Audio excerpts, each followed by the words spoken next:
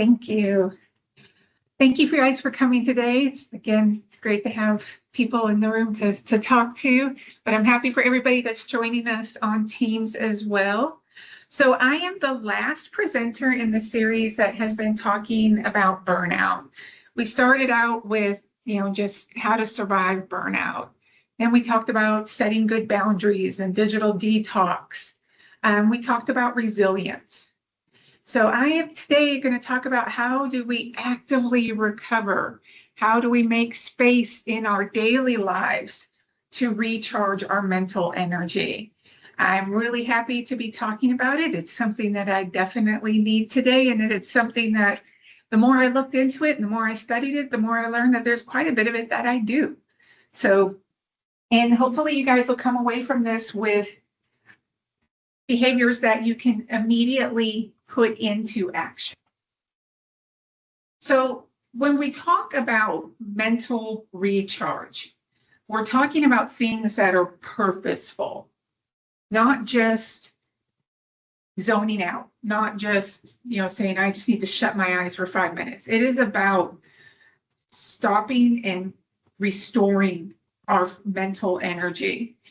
It gets depleted through the day, sometimes faster than others. And when we have that cognitive fatigue, it wears on everything.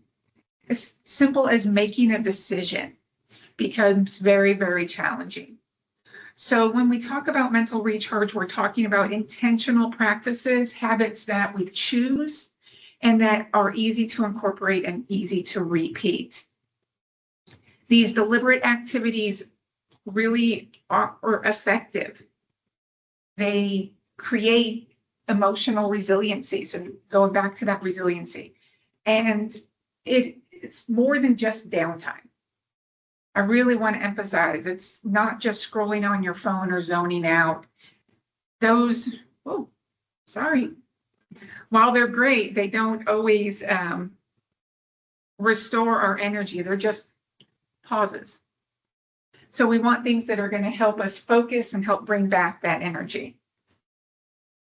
Yeah. So why is this important? Because of everything else that we've talked about in this series. We are constantly bombarded with stressful activities that zap our energy. We're dealing with the overwhelming situations. I'm in healthcare, so a lot of my examples will come from that. And we carry a really large mental load, especially when we're at work. And we need to be able to make decisions very quickly. And that applies to a lot of professionals. We need to be able to focus. So when we take the time to do some of these as short as 1 or 3 minute mental recharge exercises, we are able to sharpen our cognitive performance. We're able to rebuild that energy and improve our mood regulation. There is a big difference between mental energy and physical energy. We can have all kinds of physical energy and be feeling antsy and anticipated and have no mental energy whatsoever. They are very different. And even when you have conserved all of your physical energy, you haven't moved all day, you can still have no reserves in your mental energy, and you, again, can't make a decision. So taking that time, again, is going to increase your memory, increase your creativity, increase your emotional regulation. And we want to make sure that people understand. And how do we do this? What are the things that we can do? Nutrition and sleep are huge when it comes to this. And so are the intentional mindfulness behaviors, journaling, meditation. All of these can add to your mental energy. So let's look at the science bit. There is actually quite a bit of research on mental fatigue. There's quite a bit of research on burnout. when we look at burnout, we talk about burnout in the healthcare field a lot, but it happens in every field. And one of the things that adds to burnout very quickly is our inability to do what we know is best. In a lot of situations, we know what we should do. If we had all the resources, if we had everything available to us, we would do it. But most of us work in areas where we don't have the resources that we need. And so we have to make do with what we have. And so we always know that we're not necessarily doing the best that we could be doing. And that wears us out. That can happen in any field. But there is physical impact from chronic mental exhaustion. It raises our cortisol levels. Cortisol is a stress hormone. So whenever we're stressed, those are going to be high.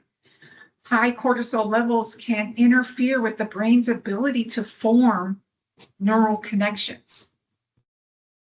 We call it reduced neuroplasticity, or the brain becomes less adaptable. It can't adjust, so it can't concentrate or learn new information. This can leave long-term consequences on people when they're functioning in high stress environments all the time. 42% is almost half of all professionals experience mental fatigue at least once a week. That is a huge statistic and can lead to feelings of isolation, can lead to increased health problems when our body is not recovering the way it's supposed to do. And it just shows that we need to, in all professional areas, make mental recharge a priority. The encouraging news, though, is that we know that many of the practices that I'm going to talk about today work, and they can have a very quick impact.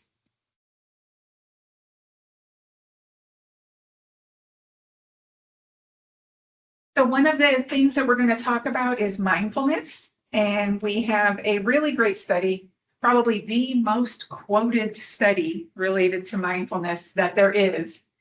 Curry and all looked at 39 different studies and found that those who participated in mindfulness activities showed a reduction in stress, anxiety, and depressive symptoms. I'm going to talk a little bit more about what mindfulness is a little bit later on. The next study looked at working memory and attention after a 10-day retreat. So even after 10 days, just a short 10-day retreat, not a lot of us have the time to go on a short 10-day retreat though, they saw significant increases in brain function. So measurable improvements in working memory and attention. The last study focused specifically on nurses, and they found that mindfulness was really effective in improving resilience and sleep quality. And anybody who knows a nurse knows that sleep quality for us can be a challenge. We work long shifts, and then we have a very hard time coming home and shutting our brain off after those shifts. So even if we work days and we are supposed to sleep at night, we don't always get really good quality sleep. Doing these mental recharge activities can have a significant improvement on that and that overall resilience. Okay. So the next thing I talked about was that sleep, exercise, and nutrition. Nutrition-wise, they found some really good effects with the Mediterranean diet. Anybody who knows the Mediterranean diet, it is very high in fresh fruits and vegetables. Things are very low processed. You're also eating fish or seafood at least 1 to 2 times a week. So really good sources of good fatty acids, things that help reduce heart symptoms and overall health. But following a Mediterranean diet also can affect sleep quality and decrease insomnia. So we know it's healthy for our organs, our blood pressure, all of that, but it's also good for our sleep. And sleep is one of our major restorative functions. So good sleep is linked to mental clarity and meal regularity. Like I said, when I was doing all the research for this presentation, I found that there were certain things that I did. One of the things I'm really good at is I am an 8-hour princess. I do not get less than 8 hours of sleep a night. And I think, yeah, I'm like, wow, okay, maybe that's, that's one of the things that helps me function better. But I've always been, I'm not a nice person with less sleep than that. So it's for everybody's benefit, but it's definitely for mine too. What we do know when we're looking at people who are dealing with stress, anxiety, depressive symptoms, one of the biggest complaints is poor sleep, high levels of insomnia. So the more we can do to improve that, the better the outcomes are overall. But movement and nutrition, moderate exercise increases brain volume and decreases stress. Again, that's one of the health factors we've known for a long time, is that along with other lifestyle changes, if we can get people exercising every day, even a small amount, we can improve their mental well-being. Something like Tai Chi can also improve executive function. Tai Chi has roots not only in meditation and focusing and breathing, but activity as well. And we talked about what that Mediterranean diet is very high in omega-3s, so we decrease inflammation, have better cognition. And then another area that is getting a lot of research attention is chrononutrition. So trying to match your meal times to your circadian rhythms. You've seen a good amount of research that meal timing interacts with your body. So when we look at our 24-hour clock that governs sleep and hormone release, when we map our meals to better match to that, giving space between meals and sleep time, we get better results.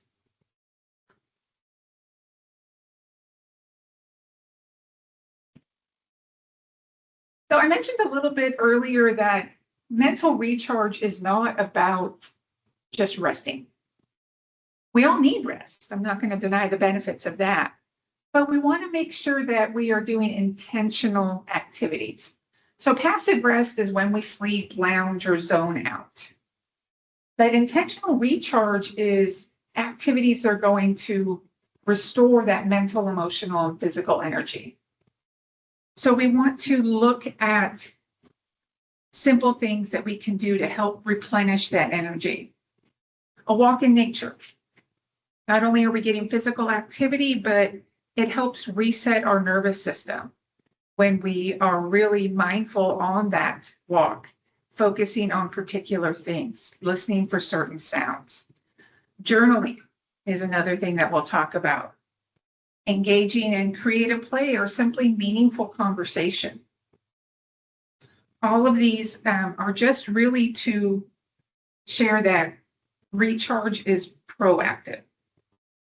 You want to choose activities. So let's brainstorm a little bit. What do you currently do that you think is more of a recharge activity than maybe just passive rest or zoning out? I do something now it's on a screen. It's not just, but I do something mindless on the computer rather than working. I'll play a solitaire game, something where I don't have to be thinking about something, where I don't have to be worrying about it.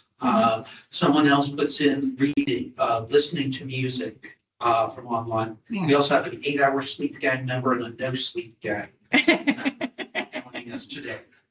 Those are some of the comments from online. All right. I garden. Oh, gardening. I love gardening. I don't like getting my hands dirty, but so that they don't go well together sometimes. Wear gloves. Gloves, yep. I found it works a lot better with that. I am, Reading and writing, dancing, crocheting, audiobooks. We've got folks here chiming in. crochet is another one that I've recently taken up. I'm getting better. I do find though that it engages my brain just enough that my thoughts I can't spend too much time in rumination. And that's one of the things when we're just zoning out, often we're spending a lot of time ruminating, which is just going over and over and over things, usually negative things, rehashing them in our brain. So when we're picking something, we want to make sure that it has enough mental engagement that it's helping you focus without taxing you. And so those are all great activities. I do the reading one as well. And we have watching movies and listening to music. Yeah. Everyone online has commented. Good. So let's look at some things that can be maybe a little bit more intentional. I love movies and all of those things, but some of those do just allow you to just zone out. So we want to see if maybe we can add in a couple things that allow you to focus and build that mental energy. So let's look at some mindful habits. And mindfulness is one that is brought up a lot. So what is mindfulness? It's not just a wellness buzzword. It's a training tool. When we practice mindfulness, we're strengthening the brain regions that help us stay focused and make decisions.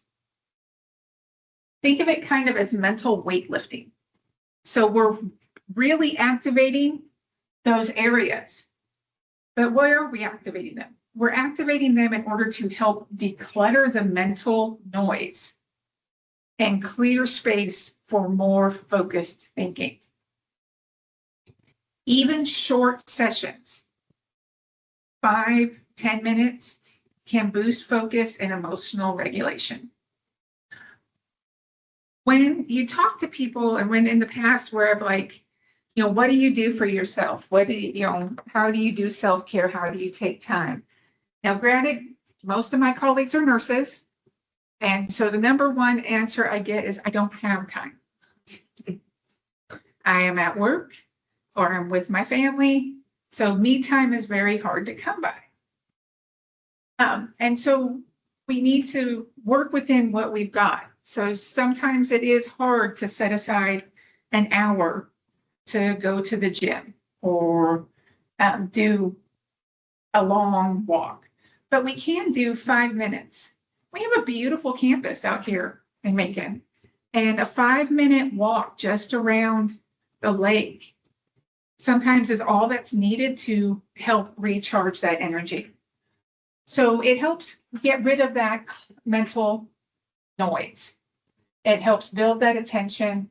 And just again, those 5 minutes can help give just a good boost and help us regulate our emotions better. And everybody needs that. So what does it do? It activates that prefrontal cortex, which is what governs our executive function. Executive function is all about making decision. So when we have no mental energy, that's why we get into that decision fatigue.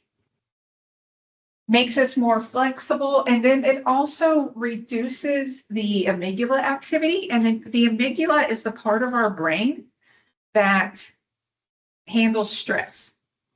It responds to stress and perceived threats. So people with anxiety often have very overactive amygdalas. So when we can reduce activation in that area, we can build up that focus, and we don't have those heightened emotions and that reactivity. We want to strengthen our baseline of calm, and reducing that amygdala can do a lot about that. It helps improve our bottom-up sensory processing, which means how we take in information from the environment. So mindfulness enhances our ability to see things and respond to things, even when we're in an active environment. without getting overstimulated by them. But it also helps direct our focus from a top down. So it helps strengthen the brain's ability to regulate where your attention goes. So I'm not going to see that right now. I'm going to focus on this. So all of these activities, these mindfulness help build our control. And that's really what it's about. We need to have control over what we're taking in and what we're putting out. So what are some mindfulness tools? Meditation is a big one. So it's a practice of focused attention. Often we focus on our breath, on a sound or a sensation to quiet that mental clutter. It works because it activates that default mode network. The default mode network is the brain system associated with self-referential thinking, so what we think about. And when we activate that network, that is how we stop that rumination.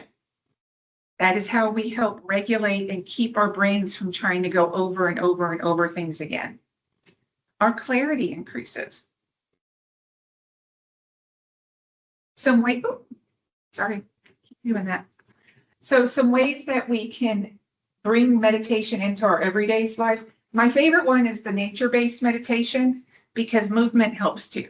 So when rather than just sitting in one place, we can be out walking, or we can just be visualizing a common outdoors theme.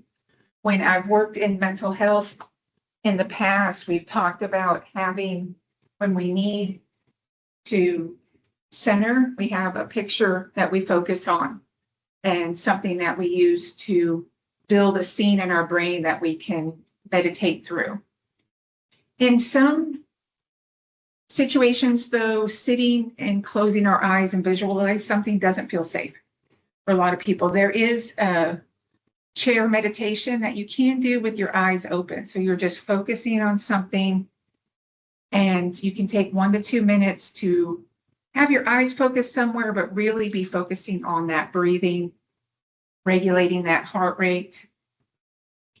But again, my favorite is walking outdoors and saying, okay, I'm going to walk and I'm going to listen for birds. And that gives my brain something to focus on rather than all the people moving around me and things. I'm just listening for this one thing.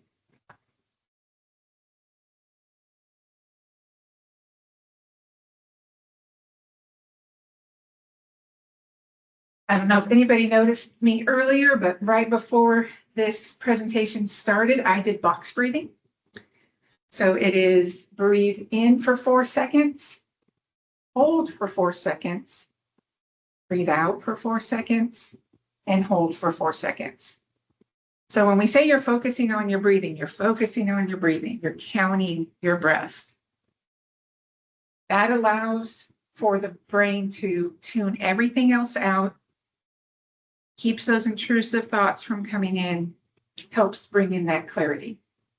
So it helps reduce anxiety very well. Another alternative method is the 4-7-8. Inhale for 4 seconds, hold for 7 seconds, and then exhale for 8 seconds.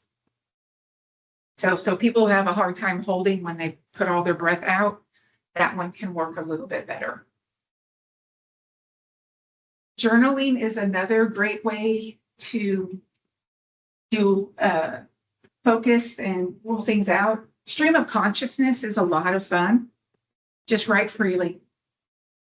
Just sit there and start writing about whatever comes into your brain. I do better with structure. So if I sit down and try to do a stream of consciousness, my brain will shut down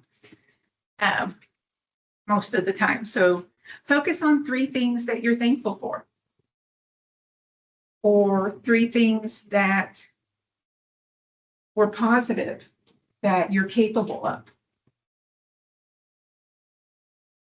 So doing those affirmations every day. And then some visualization practice. Picture yourself succeeding in a task or a calming, stressful moment.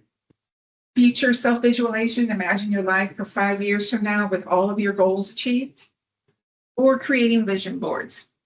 I am not as much of a visual person, but I know a lot of artistic people are, and those vision boards can be absolutely amazing of where they want to be. And it's something that they can just meditate and look at once they've put together.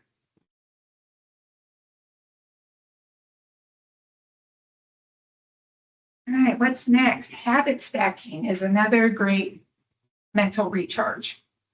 Pairing a new habit with an existing one to make it easier to remember and sustain. I've seen people do this with, you have a morning ritual. You get up, you do your hair, you brush your teeth. So after you brush your teeth, you're standing in front of the mirror and you're going to focus and do 5 affirmations, 5 things that you want to accomplish for that day. So you already have that routine behavior. So you've already got those neural pathways formed and you're just incorporating something new, and it helps build the consistency so that you remember and you make it part of your day. And when you've added it into a normal routine, it helps you avoid that decision fatigue of, oh, what mental recharge am I going to do today? When you're already exhausted, your brain doesn't want to make a decision about what you're going to do today. So after I do this, I will form a new habit. But again, I work in the field of nursing. So after, one of the things I do a lot is wash my hands. I wash my hands when I go into a room. I wash my hands when I go out of a room. So after I wash my hands, I'm going to take 3 deep breaths. And those 3 deep breaths just help me center. And even though I have 5 patients waiting in other rooms, I'm going to do those 3 deep breaths. Now I'm clear and I can move on to my next patient. So very quick, doesn't even take a full minute, but I've incorporated it into my day. And with as many times as I wash my hands, I'm doing it probably 50 times a day.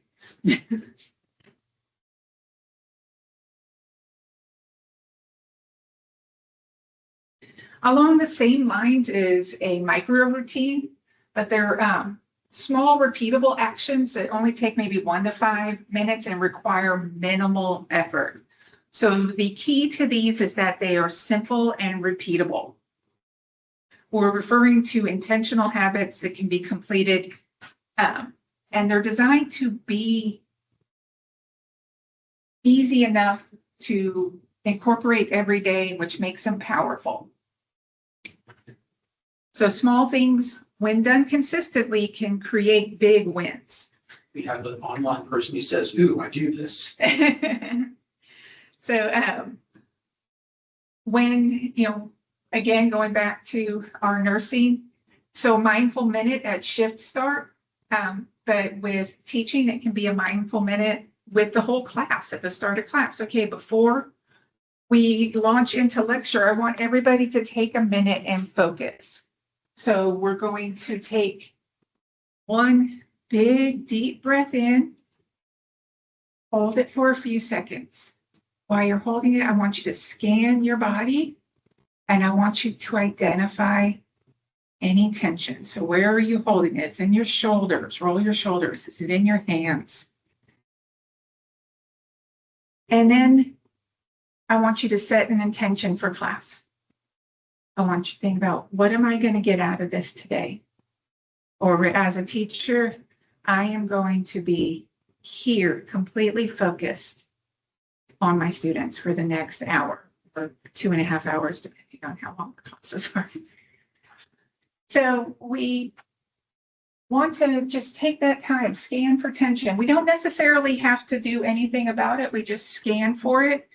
I'm learned real quick when I'm holding tension in my hands, I wiggle my fingers.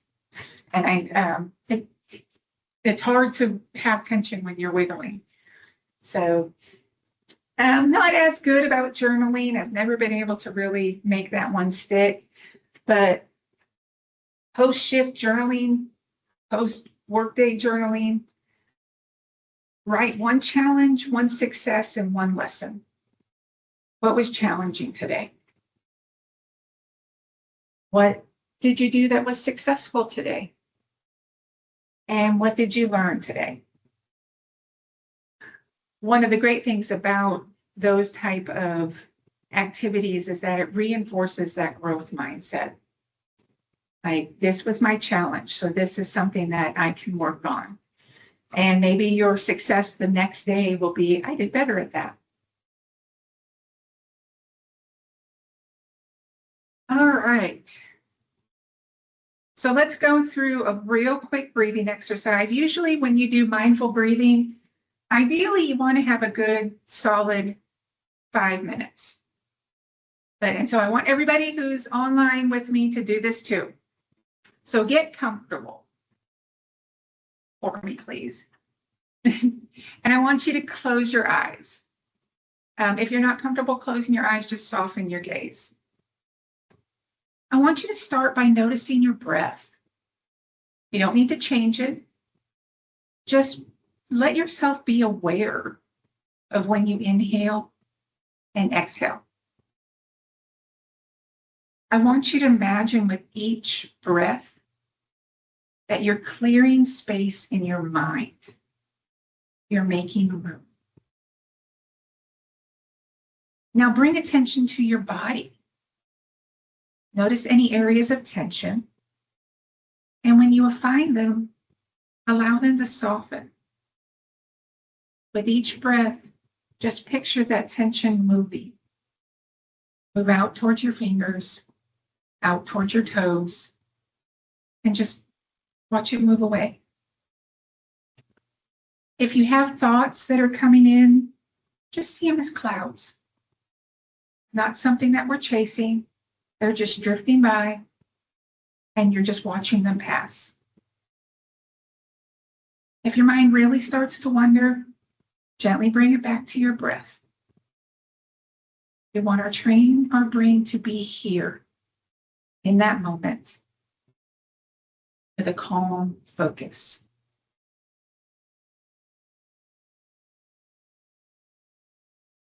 All right. I want you to take one last deep inhale and exhale slowly.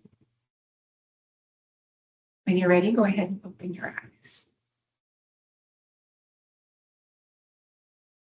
So that process can be repeated on a much longer scale. If you have 5 minutes to just sit in your office and go through that same process, find those tensions and loosen them up, let them work.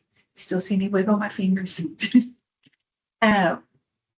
And you keep going for 5, 10, maybe you start with only 1 to 2 minutes and slowly get comfortable in it. And maybe you won't realize that you build up to 5 or 10 minutes. But the more you're able to do it, the more you're able to bring your brain to just that calm focus and be right there with you for that 5 to 10 minutes. You'll be amazed at how much your energy improves. Someone thinks it was very effective. Good.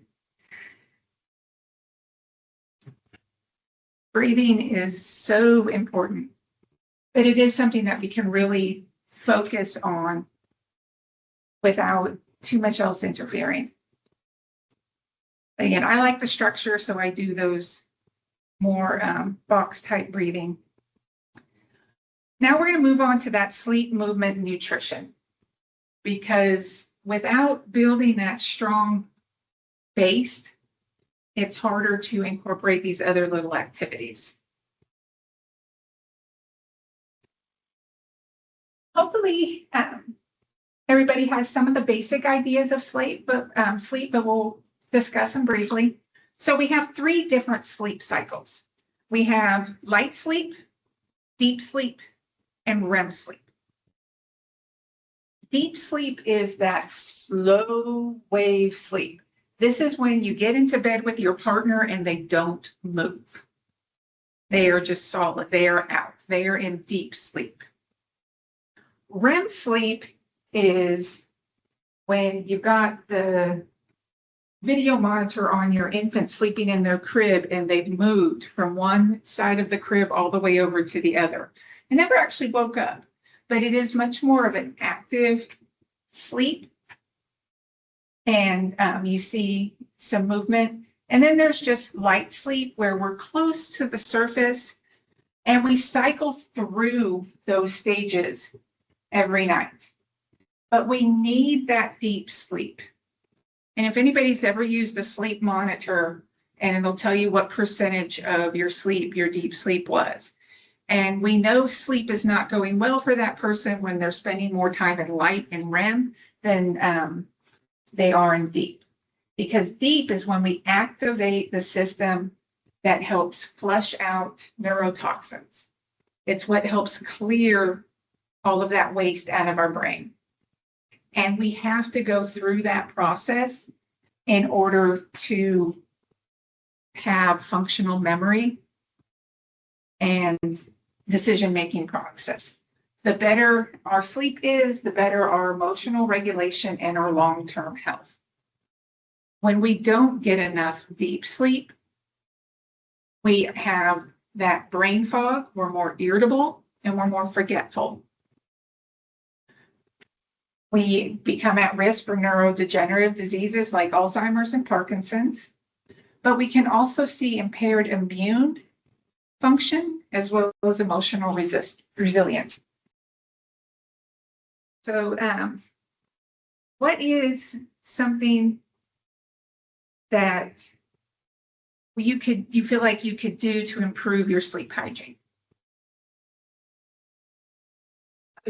Being consistent when you're going to sleep, if you're going to sleep at 10 o'clock one night, midnight the next, whatever, you're not gonna be as likely to get the consistent deep sleep because your body doesn't know what's going on. So that is definitely what's actually the top on the next thing is a consistent bedtime. So go to bed at the same time daily, even on weekends. I'm horrible about this sometimes. But we get our best deep sleep, most people between 10 p.m. and 2 a.m. So we want to aim usually by 11 p.m. That's pretty much my consistent bedtime. I'm blessed that for most of the places where I work, I don't have to get up before 7. I'm also one of those people though, where I'm like feet on the floor, coffee in hand, out the door. That is my morning routine. But another big one we found is that we need to have time to separate from our screens. And a lot of us are not good at this. We'll be on our phones right up until we're going to sleep, whether we're playing games or we're talking to people. We know that the blue light from phones suppresses melatonin and can delay sleep onset. Granted, we're only talking about neurotypical people here. Neurodivergent people respond differently to screens. That's a whole nother 4-hour lecture. But we want to, for most people, set a screen cutoff time about 30 to 60 minutes before bed. So put it down, give that brain a little bit, and that, it's fine. You can still pick up a book and read. But if you're like me and all of your books are on your Kindle on a screen, it's not going to work as well. But for that last 30 minutes, you can read, do something that you're not watching TV, you're not on any kind of screen. You could also journal for that last 30 minutes before you go to bed. It's a great time to do that. One challenge, one success, one goal, one affirmation. Stretching or breath work. So for those who like yoga, something like that, just do a real gentle work with your body, some movement. This one I found was another one that was something that I did without even knowing. I absolutely have to have it at least 68 degrees in order to sleep. If it's anything above that, I don't sleep well. And research actually supports that. And then we want dim lighting. So sleeping with lights on or screens on is actually very deterrent to good sleep. For some people, having a charging station for devices that's outside the bedroom is a really good idea as well. We had the member of the No Sleep Club say, I work out until I'm physically exhausted and just pass out.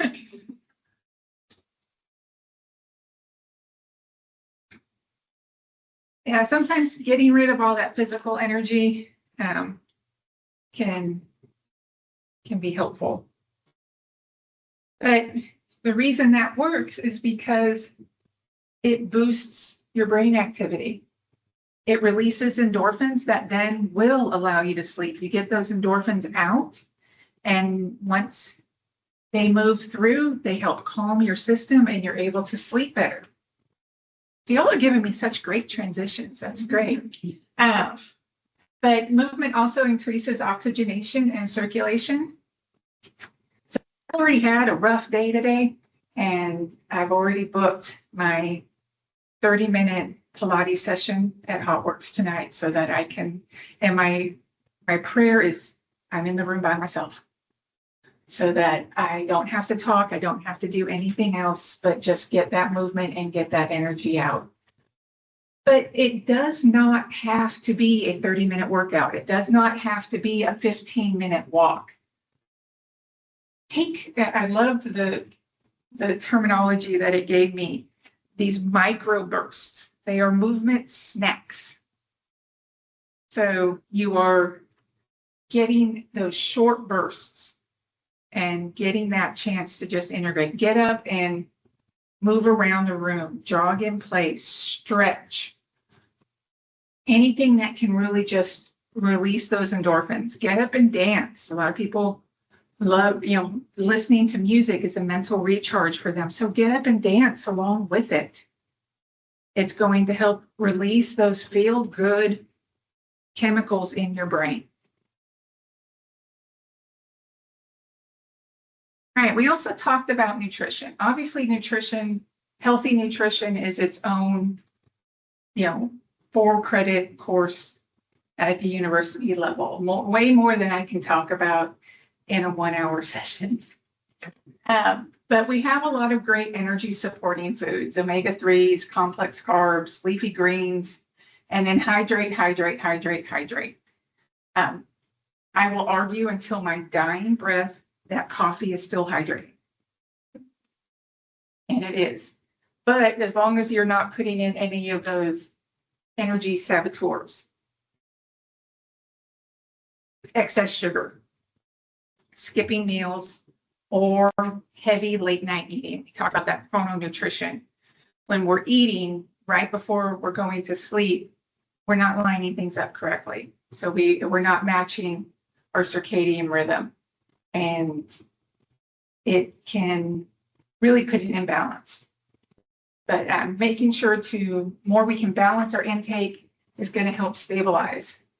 So, and then I just put in just some of those brain boosting foods. So omega-3 fatty acids found in fish, nuts, and seeds can reduce the risk of depression by up to 17%. My favorite one, dark chocolate. So is another great one. So again, one of those other things that I found that I do, if I have candy at all, it's dark chocolate. It's specifically Ghirardelli dark chocolate. But some other things with probiotics are also good, like yogurt, kimchi, and then leafy greens like spinach and kale. So it sounds a whole lot like a Mediterranean diet. So things that are really linked to mental health risks, high in sugar, processed foods can increase the risk. And we're talking about, when we talk about processed foods, I'm talking about processed foods that do not add to nutrition value. So they have little to no nutritional value. There are some processed foods out there that, like protein powders, that can definitely add to your nutrition. People tend to eat too much or too little when they're depressed or under stress. Overeating adds to weight gain, while eating too little results in exhaustion. You can't do your energy bursts if you don't have energy. All right. So what's one change that you'll commit to in your sleep, movement, or nutritional habits? think I'm gonna cut out late night snacking because I'm definitely guilty of that. I think they, especially the later your bedtime, the easier it is to, just when you're zoning out, you want something to eat. And that is just, that's our brain lying to us. We don't need anything, we just want it. Anybody else? Anything you can do for sleep? See if anyone has any. I think mine, after going through all of this and looking at it, is going to be putting that phone down 30 minutes before I go to sleep. I'll give it 30. I'm not going to do the hour. I'll start buying more hard copy books and have a hard copy book that I'm reading that I can focus on for that last 30 minutes before I go to sleep. Any of the online people? They're all quiet now. All right. Try to pick something and really set that to try to incorporate it. All right. So I went together and kind of put a daily recharge blueprint. So some things that you might be able to incorporate. So morning, a 5-minute stretch plus 1 minute of intentional breathing. And there are some really great, if you're not somebody who can think or remember, there are some great videos out there and apps that you can get that have a 1 minute breathing exercise and a 5-minute stretch. Midday mindfulness, if you have a meeting or a class or something that is at a scheduled time, take 3 minutes and do some kind of mindfulness activity. So a walk, meditation, evening wind down. I'm going to do that 20 minutes screen-free time, and probably reading. But gratitude journaling is another great activity to do during that 30-minute screen-free time. And then once a week, try to do maybe something a little bit longer. So a 1-hour nature walk or some other creative activity.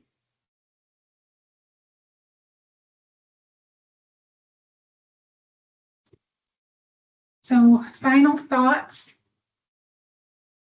I think one of the major takeaways that I want people to have from this presentation is that mental recharge is proactive. It's intentional. It's not reactive. Once our brain is in that reactive zone, it's very hard and takes a lot more energy, mental energy, to just focus and calm down.